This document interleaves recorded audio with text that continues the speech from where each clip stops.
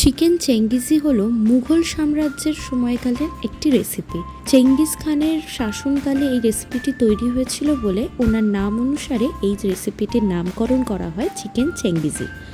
আমাদের রোজকার উপকরণ দিয়েই কিন্তু এটি তৈরি হবে, তবে পদ্ধতিটি একটু আলাদা এবং খেতে হয় দুর্দান্ত। রান্নাটা করার 1 ঘন্টা আগে চিকেনটা ম্যারিনেট করে রেখে দেবেন, তাতে রান্নার সময়টা অনেকটাই কম লাগবে।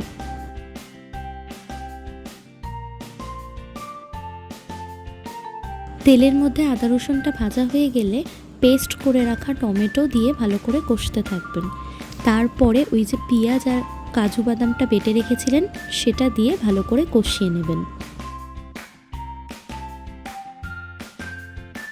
তারপরে লঙ্কা গুঁড়ো, হলুদ গুঁড়ো, নুন পরিমাণ মতন আর অল্প চিনি দিয়ে ভালো করে মিশিয়ে নিতে হবে।